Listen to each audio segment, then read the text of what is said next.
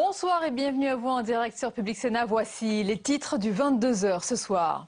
Des zones d'ombre entourent l'identification de Michael Dos Santos, le second suspect français sur la macabre vidéo de Daesh. Son accent syrien suscite de nombreuses interrogations et une enquête a été ouverte aujourd'hui sur une autre vidéo de propagande des terroristes appelant les musulmans de France au djihad. Les détails dans ce journal. Des écoutes téléphoniques accablantes dans l'enquête sur les soupçons de matchs truqués en Ligue 2 et déjà 6 mises en examen pour corruption. Et dans l'autre dossier du foot concernant les transferts de joueurs, eh bien la pression retombe nettement. Pape Diouf, sorti de garde à vue hier, assure qu'il n'a absolument rien à se reprocher. Extrait à suivre. La justice rejette la demande de François Fillon de récupérer l'enregistrement des journalistes du Monde avec Jean-Pierre Jouyet. En revanche, une partie de cette discussion sera reproduite dans le procès en diffamation intentée contre le secrétaire général de l'Élysée. Le rappel des faits tout à l'heure. Un rappel à l'ordre de François Hollande. Le président n'a pas du tout apprécié les propos du secrétaire d'État, Thierry Mandon, qui avait souligné sur notre antenne la nécessité d'une primaire à gauche en 2017. Dans l'enceinte du Conseil des ministres, le chef de l'État a appelé à la stabilité et à la clarté.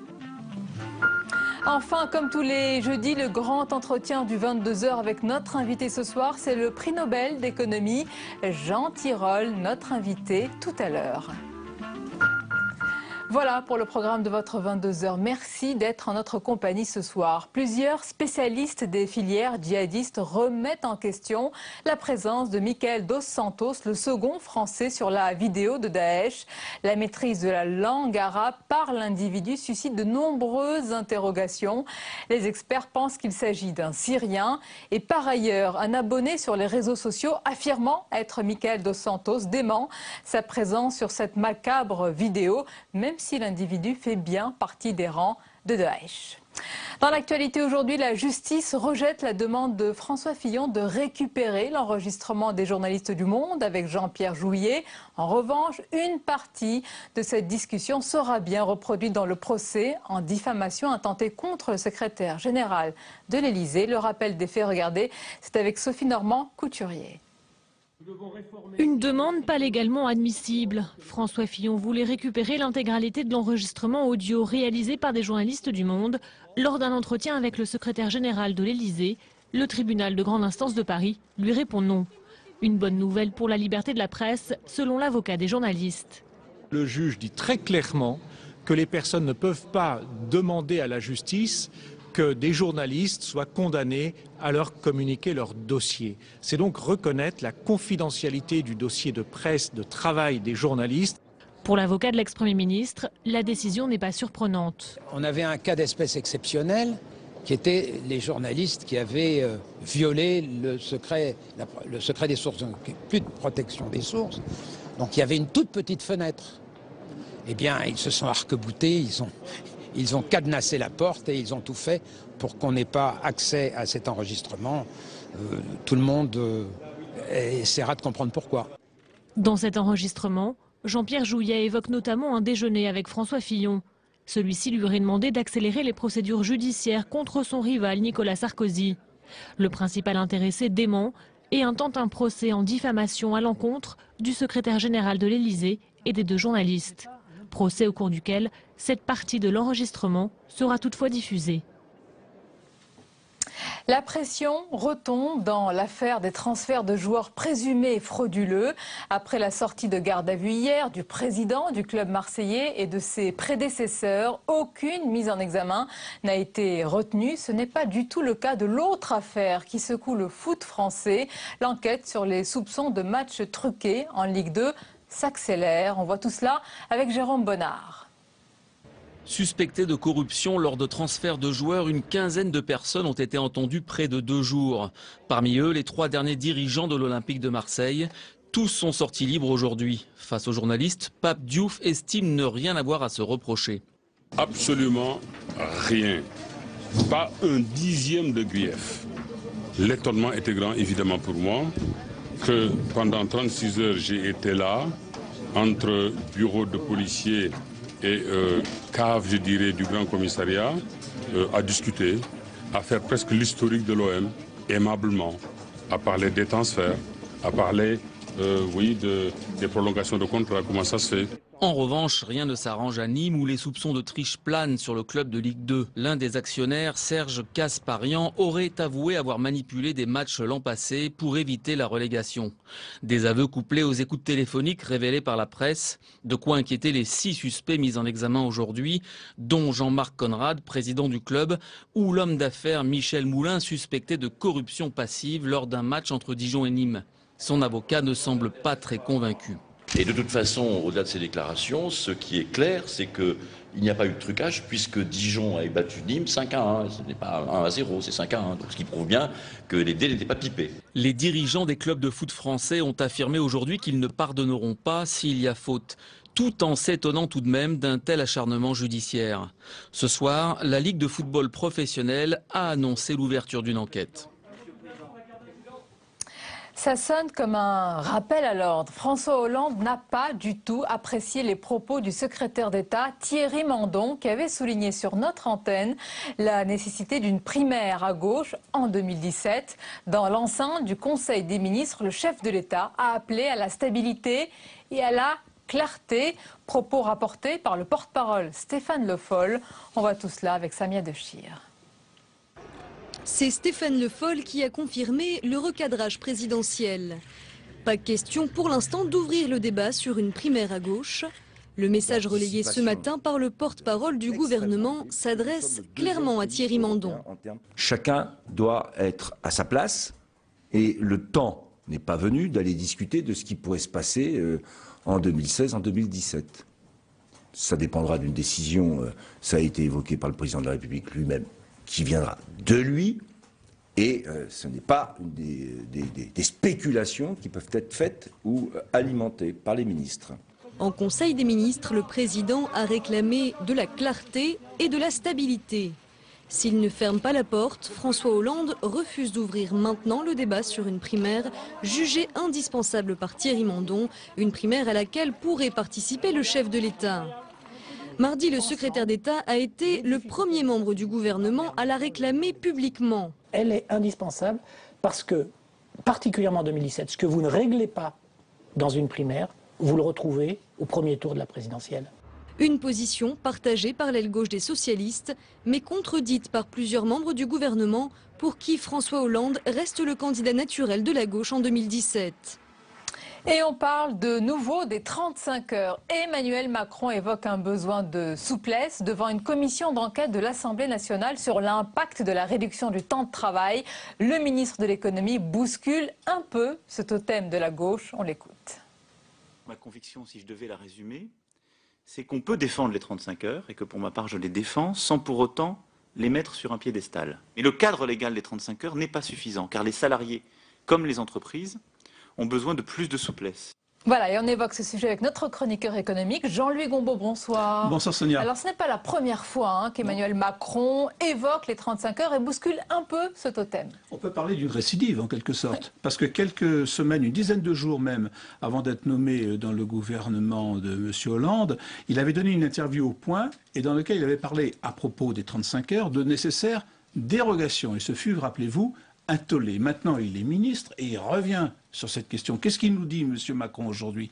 Il nous dit, dans le cadre légal des 35 heures, comment faire pour que des accords majoritaires au niveau des branches puissent permettre une certaine flexibilité. Alors, qu'est-ce que ça veut dire? Dans le cadre légal des 35 heures, ça veut dire que, selon lui, la loi sur les 35 heures demeurera. La gauche sera donc satisfaite pour certains qui trouvent que c'est un totem. Donc la loi demeurera. Mais s'il y a des accords majoritaires dans les branches, on permettra une flexibilité. Autrement dit, si les partenaires sociaux, patronat et gouvernement s'entendent d'une manière ou d'une autre pour déroger aux 35 heures, la loi générale ne s'appliquera pas. Il y aura donc une loi générale et 35 heures qui demeurera, mais il y aura des lois particulières si au niveau des branches, les partenaires sociaux sont d'accord pour le faire avec, par exemple, un certain nombre de contreparties. Donc il y a là quand même un revirement, peut-être pas un revirement, mais un infléchissement important dans le système des 35 heures qui dure maintenant depuis à peu près une vingtaine d'années.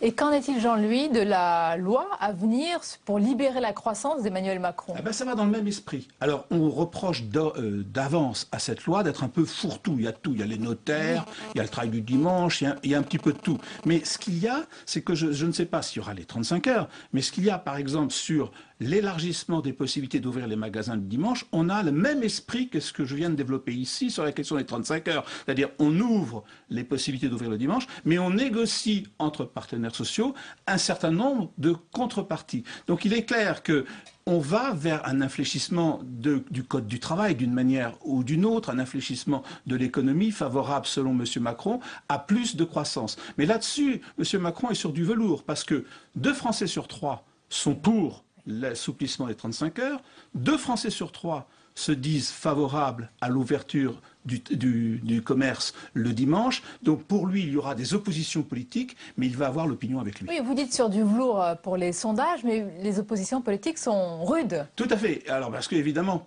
on parlait de totems tout à l'heure. Effectivement, des totems et des tabous. Donc il semble bien que M. Macron ne soit pas de ce bord-là. Lui, les totems et les tabous, ça ne l'intéresse pas. Il voit sa conception de l'efficacité économique qui passe, selon lui, et il est fidèle à lui-même, puisque j'ai rappelé cette interview au Point, qui passe sur lui sur un infléchissement général des lois économiques et sociales.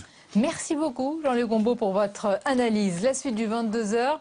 Et après un débat passionné, eh bien, l'Assemblée nationale a finalement voté dans la nuit la carte de France à 13 régions, vous la voyez. En seconde lecture fin octobre, le Sénat avait porté cette carte à 15 régions, mais les députés sont revenus sur ces modifications et le feuilleton n'est pas terminé puisque députés et sénateurs doivent se réunir en commission mixte paritaire la semaine prochaine, bien pour aboutir à un texte commun et donc à une carte commune. Le bras de fer donc se poursuit. Cette question à présent ce soir, quel avenir pour les sociétés d'autoroutes? Faut-il les renationaliser alors que la question d'un rachat des concessions d'autoroutes se précise? Eh bien, une commission d'information a été mise en place au Sénat et le débat est très vif. On voit tout cela avec Cécile Sixou. Regardez.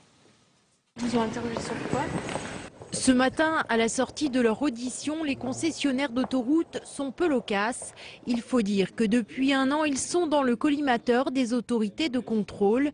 Épinglés par la Cour des comptes en 2013 pour avoir fixé des prix trop élevés au péage, ils l'ont été de nouveau en septembre par un avis de l'autorité de la concurrence qui dénonce leurs gains exceptionnels. 2 rapports accablants, désormais, ils sont dans le viseur des parlementaires. La parole est à notre collègue Philippe Kaltenbach. La semaine dernière, Philippe Kaltenbach a interpellé le gouvernement. Monsieur le ministre, vous le voyez, cette exception au principe de la gratuité des autoroutes profite désormais à des sociétés privées à la rentabilité maximale. Est-ce acceptable ? À l'Assemblée nationale, une mission d'information a été créée. Elle a rendu hier ses premières conclusions et propose de résilier les contrats entre l'État et les concessionnaires avant la fin de l'année. Au Sénat, le groupe de travail a débuté ses travaux ce matin. Il a été créé il y a un mois, après l'audition du président de l'autorité de la concurrence, Bruno Lasserre. Si nous sommes constitués en groupe de travail, c'est tout simplement parce que l'émotion a été très forte sur la vie de la concurrence. On sent bien les concessionnaires très agacés par cette situation. Nous, dans notre rôle de parlementaire, nous avons à, comme je vous l'ai dit, éclairer la situation. Éclairer la situation, les sénateurs devraient, au terme de leurs auditions, formuler de nouvelles propositions au gouvernement. La suite du 22h et dans un instant, c'est le grand entretien du jeudi soir. Notre invité, c'est Jean Tirole, prix Nobel d'économie et chercheur avant tout, comme il le rappelle. L'entretien a été enregistré avant ce journal et il est à suivre après le tour de l'info de Nathalie Guillois. Regardez.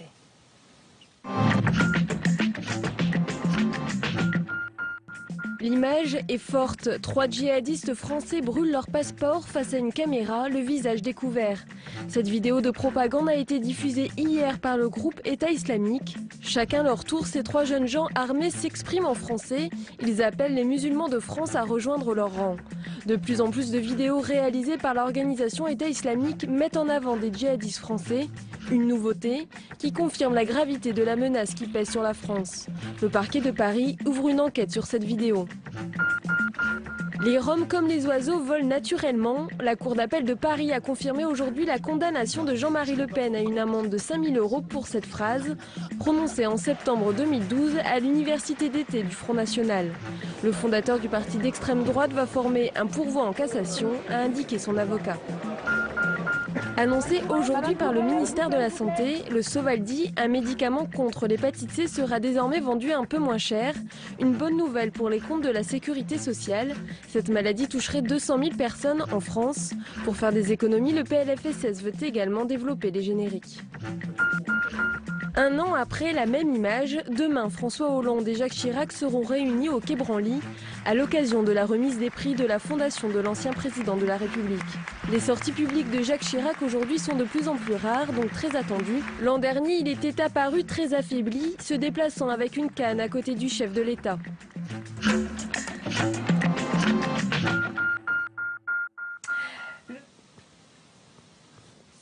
Et ce soir, Jean Tirole, bonsoir. Bonsoir. Et bienvenue, le prix Nobel d'économie et président de la Toulouse School of Economics, la TSE. Alors depuis l'attribution de ce prix, Jean Tirole, on imagine, on le sait, vous avez été très sollicité. J'avais envie de vous demander, est-ce que vous retrouvez un petit peu une vie normale ? Pas encore. Je dois avouer que je ne suis pas habitué aux médias, je ne suis pas habitué à l'attention qu'on me porte. Mais j'ai aussi un peu une responsabilité de porter le message économique depuis ce prix Nobel. Donc j'essaie de garder un peu de vie en famille et de vie parmi les collègues aussi, puisque la recherche et les étudiants... C'est votre quotidien, c'est la recherche mon identité, fondamentalement, oui. C'est mon identité, donc j'essaie de préserver ça, mais c'est difficile. Qu'est-ce que vous retenez? Alors cette période folle d'effervescence n'est pas terminée, au contraire, elle se poursuit, mais qu'est-ce que vous retenez de tout cela, de cet engouement, cette effervescence, tous ces portraits dans la presse mondiale? Alors, c'est très flatteur aussi, mais c'est aussi beaucoup de stress parce qu'effectivement, on se demande si on est capable de faire ce qu'il faut pour assumer ça. Ce qui m'a fait très plaisir en particulier, c'était l'accueil des étudiants et des professeurs. Ça vous a beaucoup touché, c'était très émouvant et pour quelqu'un qui a fait sa carrière dans l'université, c'est évidemment quelque chose qui compte et dont je me souviendrai bien sûr. Dans ces portraits évidemment très élogieux, il y a cette envie de vous classer, j'allais dire. On vous a souvent présenté comme un libéral, le prix Nobel d'économie étant souvent attribué à des économistes libéraux. Est-ce que vous vous classez ainsi? Est-ce que vous avez une école particulière à laquelle vous appartenez? Alors, beaucoup de gens disent que je suis inclassable parce qu'effectivement, je pense que les marchés ont un rôle prépondérant à jouer dans l'économie, mais en même temps, je suis pour une régulation par un État fort, que ce soit la régulation par le droit de la concurrence, par les autorités de régulation, par les banques centrales, la régulation de l'environnement, tout ça. Donc je suis très pro-régulation en même temps, mais je pense qu'effectivement, une économie de marché ne peut marcher que s'il y a un État fort qui régule et pallie les défaillances de marché en même temps. Donc c'est pour ça que je suis inclassable et je pense que la plupart des économistes de nos jours sont quand même assez inclassables puisque la plupart des économistes pensent un peu comme moi que les marchés ont un rôle très important à jouer, mais qu'en même temps on ne peut pas toujours laisser faire. Alors on l'a dit tout à l'heure, il y a un vrai engouement et un attrait du public pour vos travaux, évidemment d'abord, mais pour vous-même, votre personnalité, et du côté des responsables politiques. Est-ce que vos idées, ils se les ont appropriées? Est-ce que vos idées ont infusé à la fois dans leur discours et surtout, j'allais le dire, dans leurs actes? C'est le plus important. Alors c'est beaucoup trop tôt pour le dire. Je pense que les personnalités politiques m'ont reçu très gentiment, ont écouté. Et très récemment, il y a quelques minutes, évidemment, au Sénat, la Commission des affaires économiques. Donc je peux faire passer des messages, mais maintenant, ces messages, c'est normal, il faut que les politiques se les approprient. Ça prend du temps et c'est à moi de faire, et à mes collègues, puisque c'est toute une communauté, de faire preuve de pédagogie pour essayer d'expliquer quels sont les enjeux et comment on pourrait améliorer les choses. Alors on va parler justement de quelques mesures clés pour améliorer les choses, mais je voulais vous demander, puisque vous parlez de vos collègues, est-ce que vous trouvez dans le débat public en ce moment qu'on parle trop d'économie? Alors je sais, je vous le demande à vous, mais est-ce que l'économie n'a pas pris le pas sur le politique et justement peut-être sur la vision politique? Tous les débats sont économiques aujourd'hui.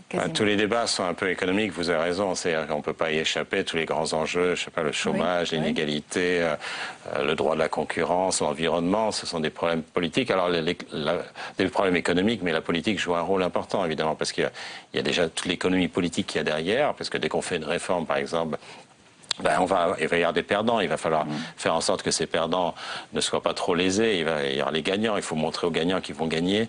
Donc il y a tout un côté qui, lui, n'est pas économique, qui est de faire accepter ces réformes, de faire accepter ces régulations. Et évidemment, nous, on travaille aussi là-dessus, parce que les économistes ne travaillent pas seulement sur l'économie, ils travaillent aussi sur les sciences sociales en général. Oui, et puis comment porter ce message, comment porter ce message, voilà. Donc, mais on ne peut pas être les seuls à faire ça. C'est qu'il faut aussi que les journalistes, les politiques, etc., nous aident à les relais. Voilà. Je voulais vous parler d'une étude de l'INSEE qui insiste sur un phénomène important. Vous avez parlé évidemment de notre plus grand problème, c'est le chômage, et le chômage de longue durée. L'INSEE insiste justement sur ce phénomène de persistance de ce chômage de longue durée. Est-ce qu'on est dans une logique perverse justement de ce marché du travail dont vous parlez abondamment dans vos travaux? Alors, il y a deux choses différentes. Il y a d'une part, le chômage est élevé, alors, le chômage officiel plus le chômage déguisé, puisqu'on cache les chômeurs en les mettant en formation parfois, ceux qui sont en congé maladie ne sortent du chômage, etc., etc. On met les gens en pré-retraite. Donc on a un chômage qui est extrêmement élevé, qui touche deux catégories, c'est les moins de 25 ans et les 55-64 ans principalement. Et l'autre caractéristique qui est très grave, c'est qu'on a du chômage de longue durée. C'est-à-dire que le chômage de courte durée n'est pas un phénomène économique très très important. Le chômage de longue durée crée effectivement des drames humains, mais aussi crée une désadaptation vis-à-vis du marché du travail. C'est-à-dire que ces gens peuvent sortir de façon durable du marché du travail. Et c'est un coût économique, c'est un coût personnel pour ces personnes, mais aussi un coût économique très important. Je voudrais vous citer une mesure sur laquelle le gouvernement se penche en ce moment. Pour les travailleurs pauvres, c'est très important. Un dispositif, c'est une prime d'activité qui va donc regrouper maintenant et remplacer à la fois la prime pour l'emploi, vous le savez, et le RSA activité. Est-ce que ça va être enfin plus clair? Parce que l'enjeu, c'est de redonner justement cette impulsion pour l'emploi. Alors, je ne peux pas me prononcer sur les aspects techniques de la prime, puisque je n'ai pas vraiment suivi en détail. Mais l'idée quand même qu'on donne une incitation aux gens qui sont au chômage à reprendre un emploi, et ça paraît tout à fait fondamental. Lionel Jospin avait déjà fait ça dans le temps, et il faut continuer à faire ce genre de choses. De même, il faut donner des incitations. Encore faudrait-il que ce ne soit pas une usine à gaz. Il ne faut pas que ce soit une usine à gaz. Ça. Alors, le problème, évidemment, des lois, souvent, c'est que ça devient des usines à gaz, parce que chacun rajoute son petit grain de sel, et in fine, on ne comprend plus ce qui se passe, parce que ça devient trop complexe. C'est comme les lois, on optimise plus globalement. C'est des millefeuilles, oui. Voilà, c'est les millefeuilles. Donc vous avez tout à fait raison, et c'est important de simplifier les choses dans tous les domaines. D'ailleurs, il n'y a pas que dans ce domaine-là. Je voulais revenir aussi à vous, maintenant. La suite, j'allais vous dire, quand même, le prix Nobel d'économie, c'est une consécration, l'engouement du public, l'attrait et tout cela. Et maintenant, pour vous, est-ce que c'est une finalité, ce prix, ou il y a une suite? Il y a une suite parce que, bon, d'abord, je suis chercheur, c'est ma passion, donc j'aime bien être dans mon laboratoire avec mes collègues et étudiants, avec le staff. Donc ça, c'est ma personnalité. Je pense qu'effectivement, j'ai quand même un devoir de faire connaître mieux l'économie. Et c'est vrai que l'économie en France est un peu le parent pauvre. Il y a beaucoup de travail à faire.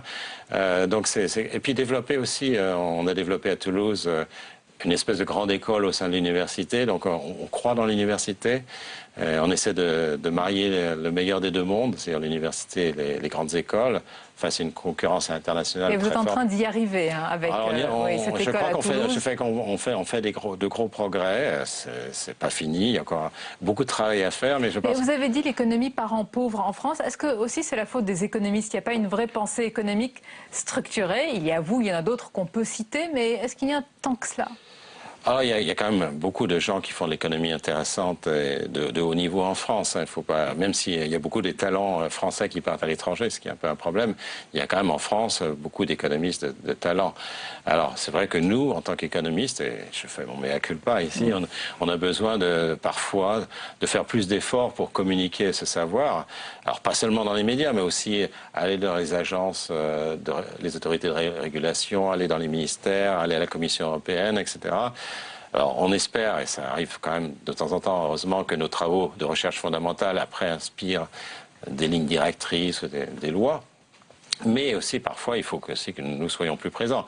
Dans la crise financière, c'est très clair, les économistes n'étaient pas très présents avant la crise financière. Ouais, même quand ils étaient présents, ils se sont parfois un peu trompés. Alors parfois, ils se sont trompés, mais je dirais que la plupart des ingrédients de la crise financière avaient été décrits dans nos recherches économiques. Et on ne l'a pas fait savoir, donc on a une part de responsabilité. C'est une question de message, ce que vous disiez tout à l'heure. Ça revient aussi à porter les choses de manière politique. Voilà, il faut effectivement qu'on soit plus présent. Alors bon, il y a toujours des tensions, parce qu'on a envie de faire de la recherche, c'est notre passion. Et on ne peut pas être sur tous les fronts en même temps, mais c'est vrai qu'on peut faire un petit peu plus. Donc vous êtes dans votre laboratoire, vous aimez la recherche et ça se voit. Vous êtes parfois sur les plateaux de télévision, on vous en remercie, et dans les radios en face des micros. J'allais vous demander qui vous demande le plus aujourd'hui. Est-ce que ce sont les journalistes, les responsables politiques, les chefs d'entreprise, ou peut-être à l'étranger qu'on vous demande le plus? Pour l'instant, j'ai refusé toutes les invitations à l'étranger, parce que c'est vrai que depuis le 13 octobre, il est arrivé, je pourrais être dans un avion tous les jours pendant 1 ou 2 années, là, maintenant.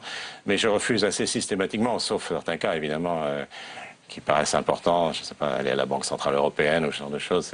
Ça paraît important, mais j'essaie de refuser les invitations parce qu'il y a un danger que je quitte le monde de la recherche. Et dans ce cas-là, je pense que ça serait nuisible. Vous êtes un chercheur avant tout. Je suis un chercheur avant tout, oui. En tous les cas, merci de nous avoir consacré tout ce temps. Jean Tirole, c'est un plaisir de vous recevoir. Merci beaucoup. Merci, je remercie évidemment le public. Merci de votre fidélité. On arrive à la fin de ce journal.